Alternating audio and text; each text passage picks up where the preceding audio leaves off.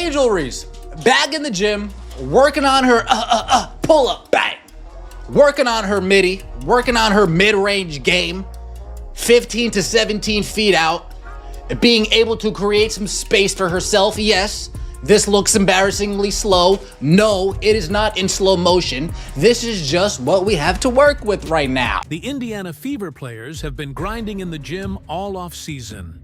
Their workout videos going mega viral, with even Caitlin Clark's racking up nearly 2 million views in just 24 hours. Then there's Angel Reese, whose PR team just leaked her own training video in what feels like the most desperate response to the Fever's success I've ever seen. The most desperate response to the Fever's success I've ever seen. Let's get it! Knockdown! Bang! Man, we got a fire on the poop deck. Watch out! Watch out! Watch out! 4! Bang! Mayday! Mayday! Clear the runway! Brace for impact! AR-5 coming in heavy! Bang! Look alive, sunshine. Long 2, will it go through? Haha, no chance. Bang. Is it me, or is there only 2 rows behind the bench and they're like half full? I get better attendance on Monday nights in my men's league. Come on, man! Bang! While the Fever's videos show players like Aaliyah Boston perfecting post moves and Lexi Hull improving her three-point shooting for actual game situations, Reese's video has her pretending she's the next Steph Curry shooting three-pointers. You know that skill she absolutely doesn't need as someone who shot a dismal 5% from less than 5 FT last season. Let's talk about what's happening and why Ree and her team are missing the point completely. If you're excited about the Fever. In 2025, comment the word champion down below. Let's go. We got some footage from in the lab. That's right. She's in the damn gym. I'm just going to keep it real. I guess hell has frozen over, but she is in the gym practicing shots. And as you can imagine, there's real reaction to this. Did you notice how the entire Indiana Fever team has been locked in the gym all off-season? Their workout videos aren't just going viral. They're showing us exactly what championship preparation looks like, unlike teams that just talk. About putting in the work, the Fever players are documenting their transformation step by step. How are you? Good. How are you? So finally to meet you. Yes.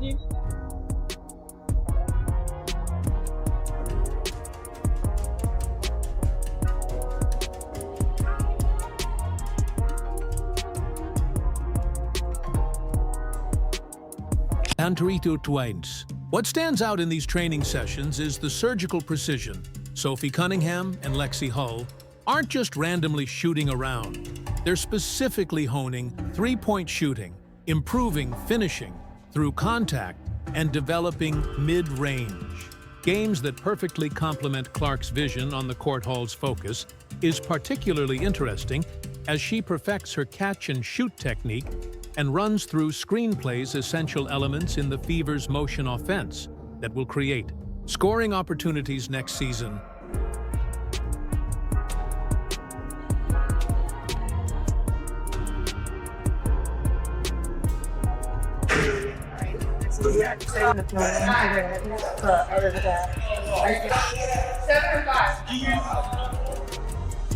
You know what makes these videos different from typical off-season content? Keith Porter, the Fever's player development coach, is actually there, providing hands-on guidance. He's not just sitting back and watching, he even traveled with Aaliyah Boston in Massachusetts, showing the team's commitment to each player's growth. This isn't some generic getting shots up session. These are tailored workouts designed to address specific needs. What up, Fever family? It's Coach Keith Porter. Today I got Aaliyah Boston in the gym. We're gonna working on some footwork, getting up and down the floor. Just working on being better today. Are you ready for my hit? But we'll make 5 whole hours. Honey, I'm looking for Build them backwards. Yeah. So eventually we're gonna get to like our whole set, but we're gonna isolate every single action and motion in it. Yeah. So this is just one of those fucked up motions. Aaliyah Boston's training tells another story of strategic development after teams adjusted defensively against her late last season. She's countering by perfecting left-hand post moves and developing a reliable floater. This isn't random improvement. It's targeted skill development that directly answers the challenges she faced. Boston isn't just working out, she's evolving her game with purpose.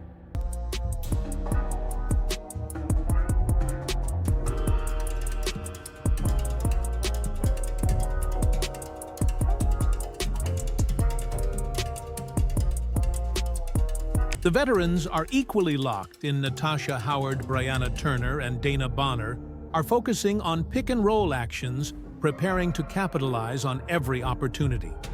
Clark's passing creates this integration of individual training into team strategy, shows how the Fever are building something special, a system where everyone's personal growth serves the collective goal.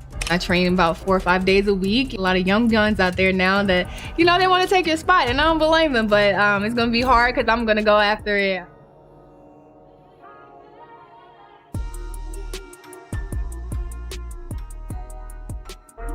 What's really fascinating about these workout videos is how clearly they connect to actual game situations. When Lexi Hull practices specific shots, you're not just watching random drills, you're seeing exactly how she'll score next. Season when Clark draws defenders and kicks the ball out, every movement has purpose, every repetition has meaning. Lexi Hull being back in Indiana, in the gym, working out. We saw Keith Porter in there. We saw Lexi shooting her shots. We saw Lexi with reverse layups. This isn't just players getting in shape. It's a championship blueprint being drawn in real time. Each player is addressing specific weaknesses while enhancing their strengths, all within a cohesive system designed to maximize their collective talent. The Fever aren't just hoping to improve, they're methodically building an offensive machine where each piece fits perfectly. The difference between preparation and pretending just became crystal clear after months of red carpet appearances and podcast tours, while the Fever players were grinding in gyms across the country. Angel Reese's PR team suddenly felt compelled to show she was working too, but basketball fans immediately spotted something fishy about this suspiciously timed workout video, and they weren't shy about calling it out. Angel Reese back in the gym practicing the 15 to 17 foot, but we see a lot in the Angel Reese practice footage of her working on this type of game, right? There's not too many practice videos that have been released on the Angel Reese front that doesn't involve her working with Lisa Leslie, that you see her working on her post moves, working around finishing around the basket, finishing around the rim. Let's talk about what's actually in this video. Angel Reese, a 6'3" post player who struggled mightily with finishing at the rim. Last season is shown practicing long two-pointers and three-pointers. You know, those shots she rarely takes or makes in actual games. This disconnect between her real on-court weaknesses and what she's training on has left both analysts and fans baffled. Nobody's guarding you. There's no chance you're gonna get your shot blocked if you take a three. Nobody's guarding you. There's like no way. Way! How does she get her shot blocked all the time, man? I don't get it! Never seen a professional basketball player make a layup look so awkward, so uncoordinated. Goes off the wrong foot. Call it the poopity scoopity shot. Bang! When little bro thinks he can play against the big bro, who's your daddy? Bang! Angel, do the Dirk. Yeah, you know, the Dirk. That fall away. Do it. Oh, yeah, look at that bag work. Bang! This league rocks. Bang! Chicago Sky supporters are particularly frustrated. One fan directly questioned how come it's Angel Reese's PR team that is releasing this and not the Chicago Sky. Another pointed out the obvious problem she needs to work on. Her inside game, but she's practicing shooting three-pointers when that isn't her role. The criticism reveals a fan base that understands basketball fundamentals better than the training being displayed. Feel somebody on your left side, like Pope says. Feel somebody on your left side, turn right. Feel somebody on your right side, turn left. We don't really see that with the Angel Reese workout videos. We see a lot of this, a lot of jump shots, set shots, catch and shoot. dribble shot, dribble pull up. Maybe we'll take it to the lane from 15 feet out on a drive, but not too much post plays. What's glaringly absent in Reese's video is any sign of Chicago Sky coaching staff. No structured development plan, no professional guidance tailoring drills to address her specific weaknesses. Just Angela camera and what appears to be a hastily arranged session designed more for social media than actual improvement when you consider that Reese shot an abysmal 44.5% from less than 5 FT, which analysts have called one of the worst percentages in WNBA history for a player taking that many shots from that range. You have to wonder why she's focusing on perimeter shooting instead of finishing fundamentals. Her 39.1% overall field goal percentage last season screams for attention to layups and close-range scoring, not three-point shooting. This is like WNBA leveling up and all eyes on her now. I think that she knows that she has to completely restructure her form because that is not the way to be efficient in the post position that she is in. At the post position that she's in, a layup is supposed to be a given. She needs to improve her touch around the rim, like all over the place, but she seems to take these desperation shots. Even more telling is how Rhea appears to be ignoring advice from basketball royalty. Lisa Leslie reportedly told her, If Angel Reese was my power forward, and he saw this chart that we're looking at right now, and I see that when she's close around the basket finishing on layups, she's shooting 42%. And when I see Camila Cardoso around the basket finishing on layups, bottom of the chart, folks, she's finishing at a 56% clip.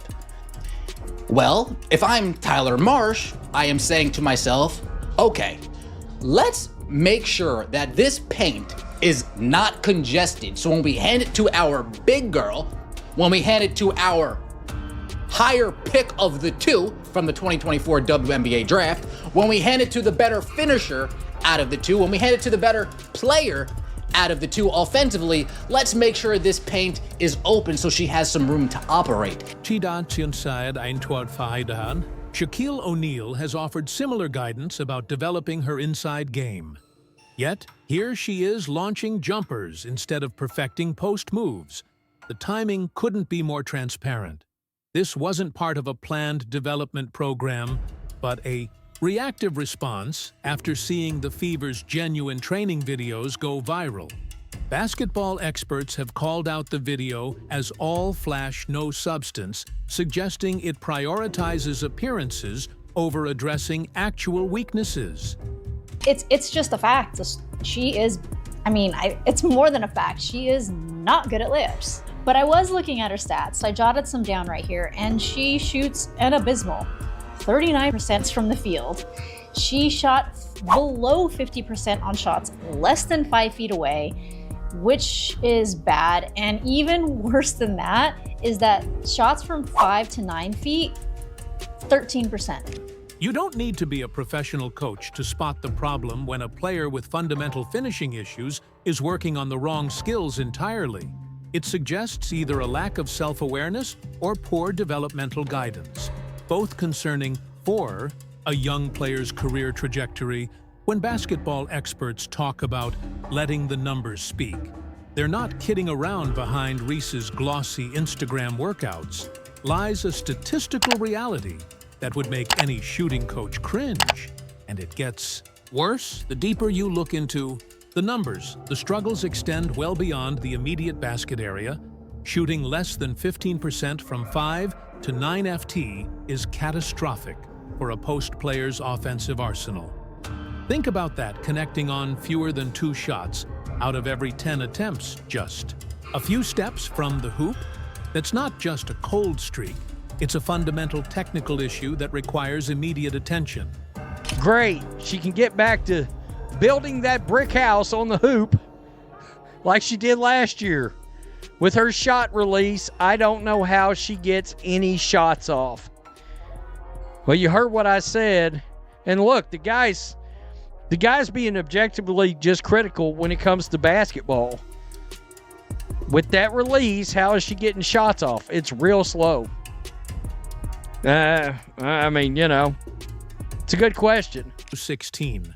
What's particularly revealing is the rebounding mirage these struggles create. Nearly 40% of Reese's rebounds last season came after her own missed shots, while grabbing your own miss shows hustle when it happens this frequently.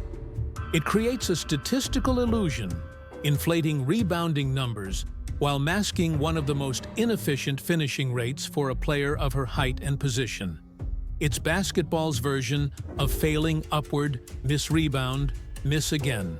Repeat. Why in the world are we working on layups or not working on layups when you got such a problem and you're so inefficient with your inside ball game? I just don't understand it, all right? Not only that, but that release is still draggy and slow. All right? You're a 4. Why are you shooting that far away? I get it. Eventually, you got to develop a jump shot. But you got to get the fundamentals down first. Professional shooting coaches have pinpointed specific mechanical flaws holding Reese back. Her release point often starts too low, frequently at chest level, creating a pushing motion rather than a smooth shooting stroke. Even more problematic is her tendency to cross her wrists during her shooting motion, disrupting the alignment needed for accuracy. These aren't minor tweaks. They're fundamental issues requiring dedicated technical overhauls. The stark contrast with Aaliyah Boston is impossible to ignore. While playing a similar position, Boston shot 55% from the field in her rookie season, demonstrating what efficient post play actually looks like. That 16 percentage point difference represents the gap between a player who can be relied upon to convert high percentage opportunities and one who squanders them. Gonna lead the league in brick layups and single-handedly keeping their team out of the playoffs once again. Look, I'm watching for some real interesting things to happen this year. Can she cure the layup issue? That's a big one. Number 2, will the Chicago Sky sideline their real superstar, Carmilla Cardozo, for Angel Reese? That ball should be feeding from the outside in through that big that can absolutely dominate. Boston's approach to improvement further highlights the disconnect. Her workouts focus meticulously on footwork drills, touch finishes around the rim, and left-hand development, all skills directly addressing her positions, demands. Meanwhile, Reese's workouts showcase perimeter shots that she rarely takes or makes in actual games, ignoring the glaring issues with her interior finishing. You don't need an advanced degree in player development to recognize the problem Ree is practicing. The wrong skills entirely when a 6-3 post player with such abysmal finishing statistics is filming workouts dominated by three-point attempts. It suggests a concerning lack of self-awareness about her actual role and weaknesses. But now they're in that world. And so my only advice is usually just to make sure they keep basketball the main thing, because at the end of the day, that is your vehicle. It's your vehicle to, Angel Reese has a podcast.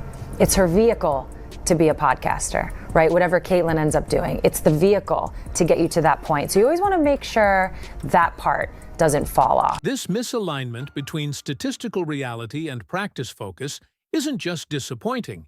It's potentially career-limiting in a league where roster spots are precious and player development windows close. Quickly addressing the wrong problems is a luxury. No player can afford career longevity in the WNBA. Isn't about how many followers you have, it's about evolution. What we're seeing from Clark and Ree right now might be the difference between a future Hall of Famer and a whatever happened to trivia question. She's back in her natural habitat, back in the lab, playing basketball, and it's got to be a scary sight for the rest of the WNBA if she gets even better, because it's not as if she wasn't absolutely phenomenally elite as a rookie and arguably the best player in the league after the Olympic break. Veterans like Diana Taurasi and Sue Bird didn't dominate for 2 decades by accident. They constantly added new dimensions to their games, refining skills and adapting to changing defensive schemes. This blueprint for sustained success is something Clark appears to understand intuitively, while Reese seems to be headed in an entirely different direction. Look at Clark's methodical approach to improvement. She's focusing on the precise areas that challenged her as a rookie, tightening her handle against pressure, expanding her mid-range arsenal, and finishing through physical contact. This isn't random development, it's strategic evolution that follows the path blazed by multi-time MVPs. It's a balance. You have to find that balance. But when you look at some of the other athletes, particularly men, who've set a little bit of a blueprint in terms of the business and the sport, you never see LeBron miss a workout. Meanwhile, Reese's focus remains puzzlingly split. As her social media following grows, her fundamental basketball weaknesses remain unrest. WNBA history offers a sobering reality check. Here, the league's landscape is littered with former top draft picks who flamed out after their rookie contracts because they failed to expand beyond their initial strengths. The same defensive adjustments that exposed Reese's limitations last season will only become more sophisticated unless she dramatically shifts her approach. Basketball development specialists identify the second year as a critical window, a make-or-break period where players either address vulnerabilities or watch as opponents ruthlessly exploit them. Clark is attacking this window with purpose, clearly understanding what's at stake for Reese. This window appears to be an afterthought behind brand partnerships and media appearances. I just don't understand why she practices this move. She will never use it in the game, and who is actually gonna be faked out by it? She seems like she should be working on layups.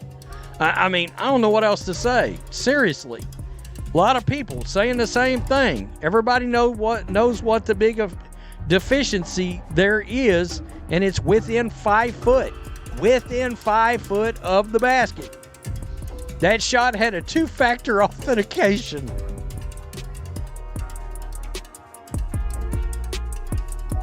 Okay.